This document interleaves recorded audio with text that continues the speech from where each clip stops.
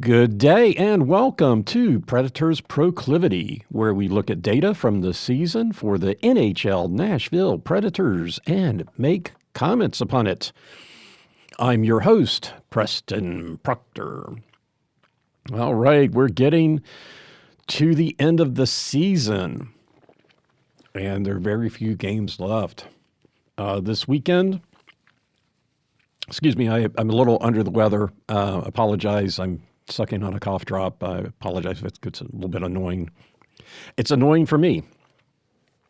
But this weekend, the Preds play two games. They play back-to-back tonight, Friday night, and tomorrow night, Saturday. So I am going to wrap both games up in this one podcast. Now, one game is on the road and one is at home. So I am going, ergo,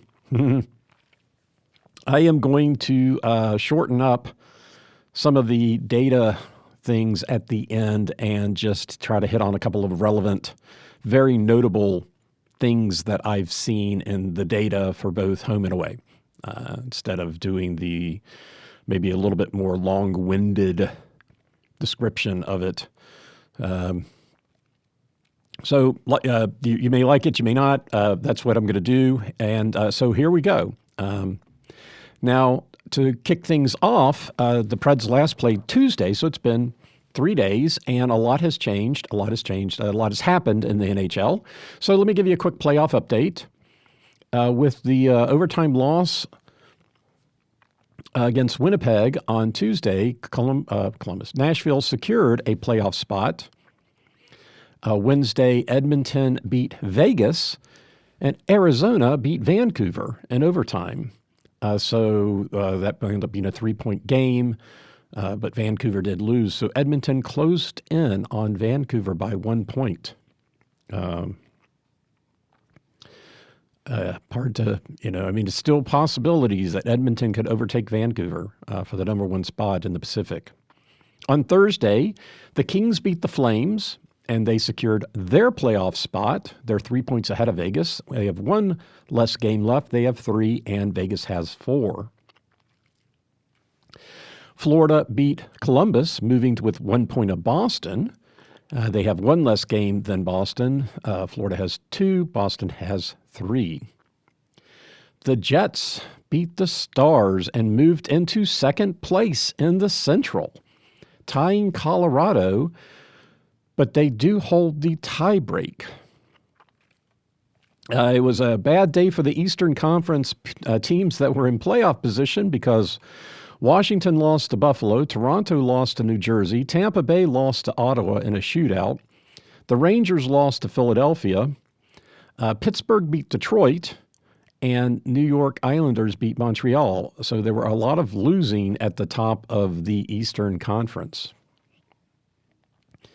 Not really what they want to be doing going into the playoffs, but that's what they did. So, okay, so tonight, the Preds. Tonight's game is on the road, and the opponents are the Chicago Blackhawks. The Blackhawks overall are 23, 50, and 5. So they've won, about a third of their games. At home, not so bad, 16, 19, and 4. Not so bad at home, almost 500. And then away, so you got to be bad somewhere, 7-31.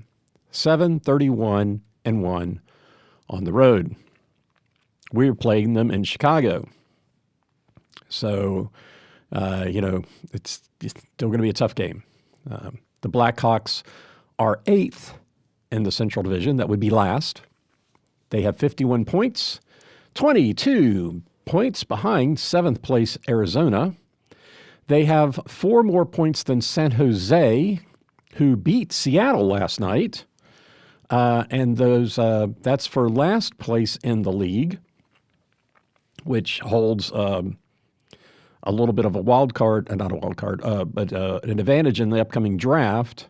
I think the last place team is supposed to have about a 25% advantage or 25% chance of getting the number one draft spot. We went to the draft in Vancouver a few years ago. It was a lot of fun. But everybody getting drafted looks like they're in high school, and I guess a lot of them are. So, the draft, you still draft some good players. It might take a couple of years before you see any of them at the major league level, but still the number one draft spot, got to like that if they get it or not if they don't. But that's who looks like are going to be competing for it.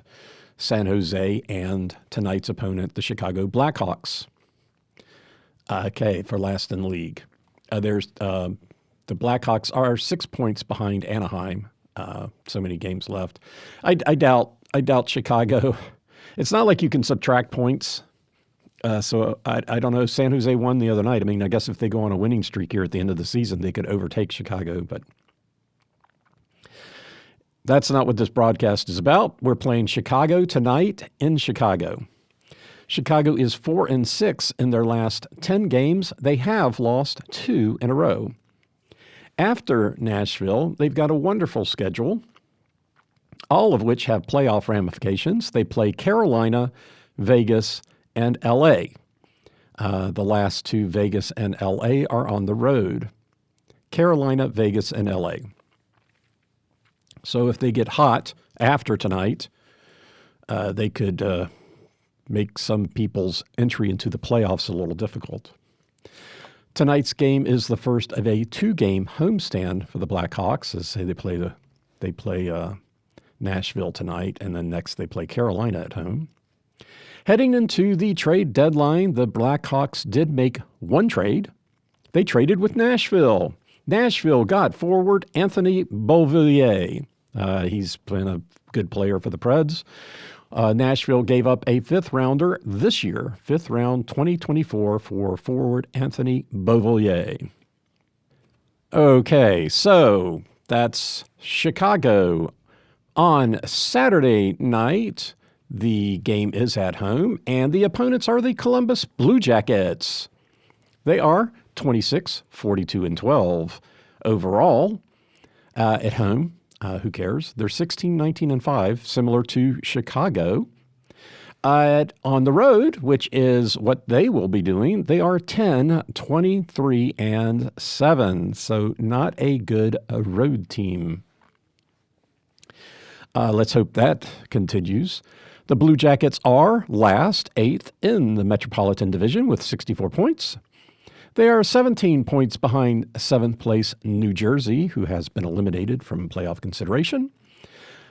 Columbus is the 4th worst team in the league by points. They are 7 points more than Anaheim and 9 less than Arizona. Okay, they are 3-7 in their last 10 games. They've lost their last 3, hopefully to be 4 after Saturday night. They had a 6-game losing streak in March. Didn't look back any further than that. I bet they've got a lot of losing streaks. They've only won 26 games, so they've lost 42 with 12 overtime losses. I bet they got a lot of losing to do, or they had a lot of losing to do. Okay, I'm not going to break into song here. Tonight's game is the last of a 4-game road trip for the Blue Jackets. All losses so far.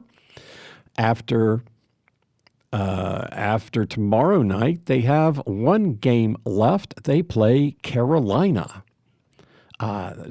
Chicago's got to play to Carolina too, right? Wow. Yeah. So Carolina will play Columbus and then go play Chicago. So the Nashville's 2 opponents head to Carolina after playing Nashville. Wow. Got a lot of symmetry there.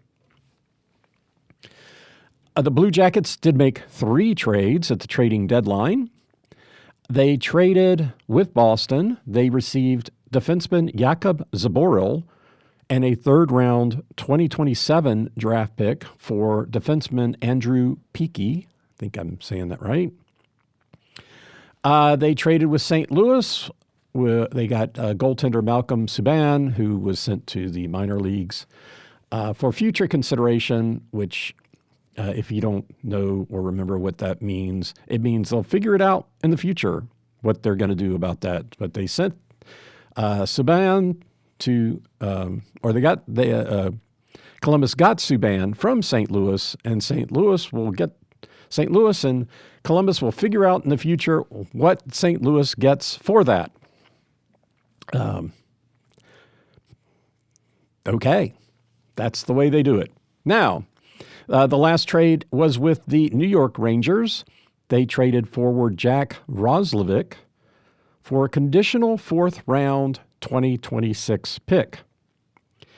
As part of this trade, Columbus still is going to be paying him half of his salary. But if the Rangers make the Stanley Cup final and Roslovic plays in 50% of the playoff games, the pick becomes a third round. So the fourth round pick in 2026 would become a third round in 2026. Enough about them. Let's talk about the Preds.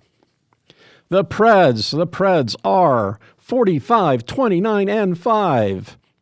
Tonight, they are on the road. On the road, they are 23, 13, and 3. That's pretty good. Pretty good there, buddy. So, almost similar. 22, 16, and 2 at home. So 23 wins on the road, 22 at home. 13 losses, 16 on the road, 16 at home. So fairly even. They used to have a losing record prior to February 16th. At home, they've turned that around, thank goodness.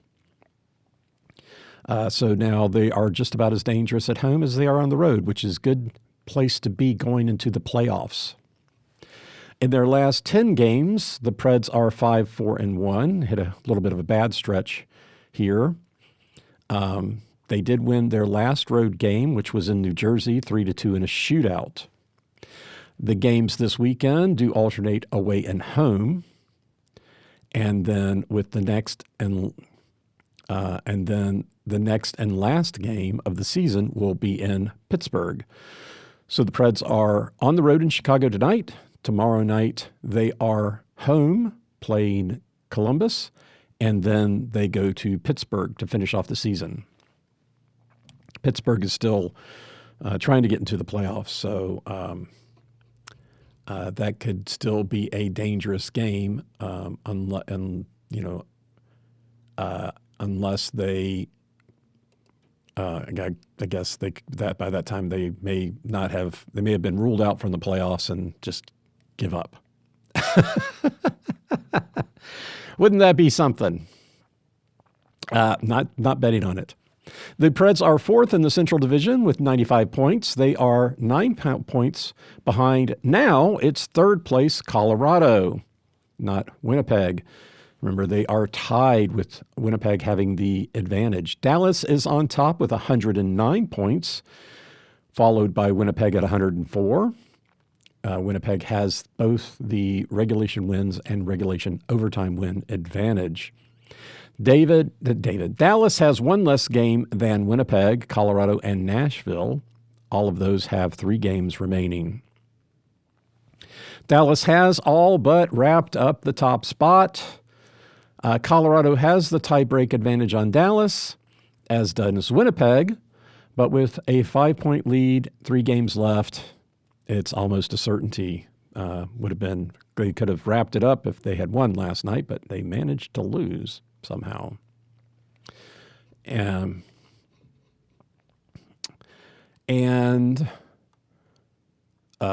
Right, so that's the top spot. The second spot still in doubt, but tomorrow night, Colorado and Winnipeg play in Denver. I'm sure that's going to be quite the game. They're tied, and only a couple games left. So big matchup tomorrow night in Colorado. Winnipeg then finishes at home, both against Seattle and Vancouver. Colorado finishes at Vegas and then home against Edmonton. Not the easiest schedule for either of those teams. So the second and third divisional spots have not been wrapped up yet. The advantage there, or the the thing that's important there is the second and third place teams are going to play each other in the playoffs. So it's going to be Colorado and Winnipeg are going to be playing each other. The question is just which team has home ice, and the team that finishes second will have home ice. So that's why that becomes important to those teams. The Preds are in the number one wildcard spot. They are 3 points ahead of Vegas. They have 1 game in hand. Vegas has 1 game in hand. And the Preds are even with LA. Both have 3 games left. LA is currently in the Pacific's third divisional spot, so being tied with LA is irrelevant because Vegas is the one competing for the wild card spot. It's probably going to remain the case. If the playoffs started today, the Preds would be matched up with Vancouver. The Canucks are 4 points behind Dallas with a game in hand. Edmonton is 4 points behind Vancouver, though, and they have 2 games in hand. So Edmonton could still overtake Vancouver, not ruled out yet. And to make things more interesting, Vancouver plays at Edmonton tomorrow night. That game also could be a big matchup. So two big matchups tomorrow night, Vancouver at Edmonton and Winnipeg at Colorado. Not going to change the fate of Nashville. That could change the fate of who they play. They are going to be playing the number one team out of the Pacific, so Vancouver or Edmonton. So that game has a little bit more of ramifications on the Preds' immediate future than the other one. Vancouver finishes home against Calgary and then at Winnipeg. Not the easiest schedule either. Edmonton has 3 games at home. They play Arizona tonight, Friday night. Saturday, they play Vancouver, and then San Jose on Monday. They finish their schedule at Arizona and Colorado, Wednesday and Thursday. So they play back-to-back games tonight and tomorrow night, and then back-to-back Wednesday and Thursday. And then the Wednesday, Thursday is a travel. So it's not really the best scheduling. Granted, Arizona, Colorado, not that far, but back-to-back games twice in a week, not really what you're looking for. Nashville and LA have secured their playoff spots, joining Dallas, Colorado, and Winnipeg in the Central, and Vancouver and Edmonton in the Pacific, leaving one spot left. St. Louis still has a chance. Minnesota has joined Arizona, Anaheim, Calgary, Chicago, San Jose, and Seattle in being eliminated. St. Louis is 3 points out with 3 games left. Vegas has 4 games left. So St. Louis 3 points behind Vegas, 3 games left. Vegas has 4 games left. It's not out of the realm of possibility. A lot of big teams are losing at this here at the end of the season, so can't rule it out. Okay, Friday night's matchup. Tonight's matchup. Why do I do this? Tonight is the 4th and final game with Chicago this year, and the second one in Chicago. The Preds have won all 3 games to this point. They've won 4-2 in November, 4-3 in a shootout in December in Chicago, and 3-0 in January. In November, for Chicago, this was the 3rd game of a 5-game losing streak. The win started Nashville's 6-game winning streak, or one of them. They had I think they had 2 6-game winning streaks this year.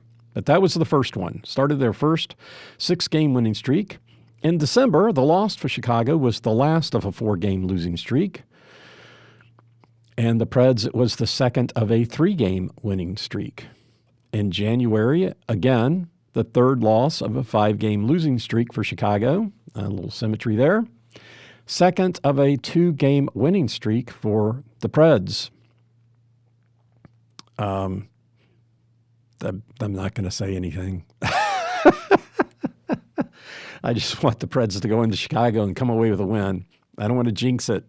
I'm not a broadcaster, so I can't give them the broadcaster jinx. But I kind of feel like I had a hand in that Yakov Trenton getting the winning goal against the Preds in Colorado the other night. The scoring in these games, the Preds got the first goal in the Nashville games, the home games. They did not in Chicago. Of course, they did win all three.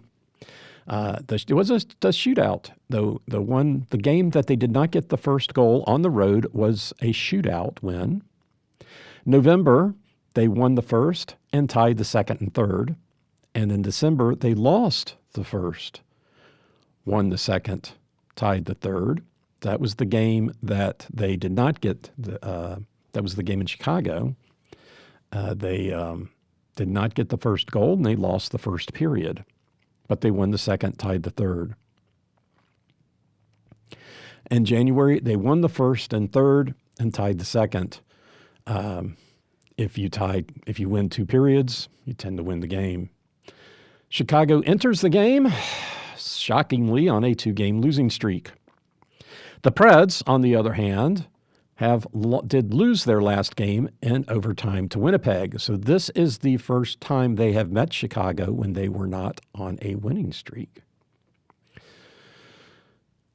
Well, I guess it did start. So I guess the first in November they were losing. So okay. I'm trying not to find too much symmetry here because I don't want to do any predictions. Okay. Saturday's matchup is the second and final game with Columbus this year and the only one in Nashville. The Preds won in Columbus 2-1 back in March. For the Preds, it was the 10th game of the 18-game point streak for the Preds. The loss for Columbus started a 3-game losing streak. Okay, I'm trying not to be too. I think I was a little mean to Chicago, but trying not to be as mean to Columbus. My nephew, who is a Columbus fan, we love taking him to the games with us because Nashville always wins when he goes with us to the game against Columbus. I'm not sure that that Nashville always beats Columbus in Nashville, but they do when my nephew goes with us. We are going to go to the game tomorrow night unless I am too sick to go. I did miss the Predators Wine Fest last night. Thought better than going out and getting everybody sick. Very disappointed. It's always a good time. Good time and a good organization, a good charity. A lot of fun. Columbus, but that's not what we're talking about. But we're going to be hopefully going to the game feeling better today. Going to go see the doctor, find out what's going on. Columbus enters tomorrow night's game on a 3-game losing streak. Let's hope it'll be 4. Again, they did lose their last game, but they are playing Chicago tonight. So hopefully they will be have their last game be a win when they come into the game tomorrow night. Okay, as I said, well, this is the stats time. This is the stats segment, and as I said earlier, since they're playing one at home, one on the road, one at home, I'm going to cut down on the stats. I have to talk about the first goal of the game because that's what I do. It has turned out to be a little more important than I thought. More of an indicator, I guess. I still am not sure that the first goal of the game is that important. Again, I have never played hockey. I have watched a lot of it, score kept, but not sure that I believe that it is that important, but it is a very strong indicator. So, the first goal of the game on the road, if they get it 18-5-1, they don't get it 5-8-2. So pretty strong with regards to winning. If the second goal of the game happens in the second period, actually they don't get it, they're 1-2. So still a losing record if they don't get it. Winning record 3-0 if they do. Contrasting that to at home, if they don't get it, if they do get it in the second period, they're also 1-2. And if it happens in the third period, they're 1-0 if they get it and 1-1 if they don't. That's kind of an interesting stat. So in the third period, if the first goal happens in the third period, they have not gotten the first goal and won. They didn't get it and lost too. Another interesting part of that is that on the road, the first goal of the game has never been in the third period this year. So hopefully that's not the case tonight in Chicago. I would hate to go into the third period with Chicago tied 0-0. I hate bringing it up. I'm tired of seeming to be a prognosticator of things that I don't want to happen. In their home losses, where they didn't get the first goal, they have never won the first or second period. They're 1-3-7 in the third. So in home losses, they don't get the first goal. They don't win the first or second period. No, the loss occurs at the end of the game, but if they don't get the first goal, they don't win the first or second period. Well, if you win two periods, you win the game. That it's only not been the case once when the Preds won the third period and overtime after losing the first two periods. So that's kind of a edge case. Home wins when they get the first goal. They have never lost the first period. At home, when they get the first goal and they win the game, they have never lost the first period, 10-0-6. Again, not really an indicator of how the game is going to go, more of an interesting stat that they won the game, they got the first goal, they didn't lose the first period, tied it 10-0-6, but not losing it. So let's go to scoring by period. Scoring by period, overall, the first and third periods and overtime and shootouts, the Preds have scored more goals than the opponents. The second period, they are behind by 4. But at home, they have been outscored 35-43 in the first period. 35-43. So an 8-goal differential in the first for the opponents. Tied 38-38 in the second. In the third period, they have a 12-goal advantage. 3-goal advantage in overtime. Away, it's different. They have a 41-27 advantage in the first period away. So a 14-goal advantage on the road and an 8-goal deficit at home in the first period. On the road, as they are tonight, they have a 4-goal deficit in the second period. And they have a 1-goal deficit in the third on the road, 2 in overtime. In shootouts, they're 3-0 on the road. No shootouts at home. Again, on the road, as they are tonight, 14-goal advantage in the first versus an 8-goal disadvantage at home. And that's the only period that they lead their opponents in goals scored on the road. The winning goal by period in percentage. Got a lot of highlighted things here. Going to be throwing numbers at you a little bit here. I guess the easiest way to break this down is that the second and third period overall is about a third for the winning goal being scored by either team, 35 or 34 in second and third, 13-14 at first and overtime. So that's rough numbers, third for the second and third period. Okay. So let's start there. When the Preds lose, overall, 41% of the time, the winning goal is in the second period. So this is overall. This is road and home. The opponents tend to score the winning goal 40% of the time in the second period versus 35 overall. Not hugely statistical difference, but kind of an interesting uptick. The Preds evenly split the second and third, 31 and 36. The opponents 41 and 32 in the second and third. And then the first and overtime periods are about equal for both teams. So let's look at away, because tonight we're playing away, okay? Away is slightly different, a little bit of a differential between the overall, because 41% of the time on the road, the winning goal is scored in the second period.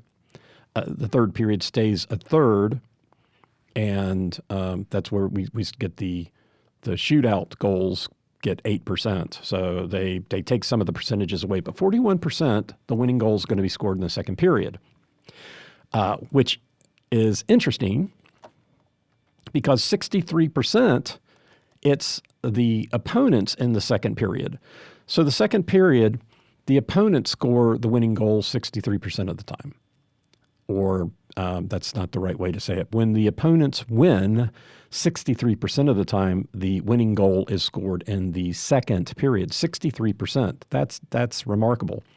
0% in the first. On the road, the winning goal for the opponents has never been scored in the first period. So, I mean, now we've got a pretty good body of work. 2 more home games, so 39 games on the road. 41 total, and 63% of the time. That is versus overall 35%. Overall on the road, it's 41% in the second period, heavily weighted by that 63% for the opponents. 26% of the time when the Preds win, they get the winning goal in the second period. 13 in the first versus the 0 for the opponents. And then it spikes up to 43% in the third. So most frequently, not quite half, but most frequently, when the Preds win the game, they get the winning goal in the third period versus the opponents getting it in the second. Definitely very interesting there. At home, percentages for the opponents stays about 22% in each period, 44% in the third, and 11 in overtime. That is versus 44% in the third. Remember, we were just talking about on the road, 63% in the second. When they play in Nashville, 44% is the highest percentage, and it's in the third period. Now, the Preds stay at 36% in the second period, which is close to the overall number, and it's also their highest. 27% in the third and 23% in overtime. Kind of an interesting stat there. Take it. Obviously, when they lose on the road, apparently it's clear after the second period.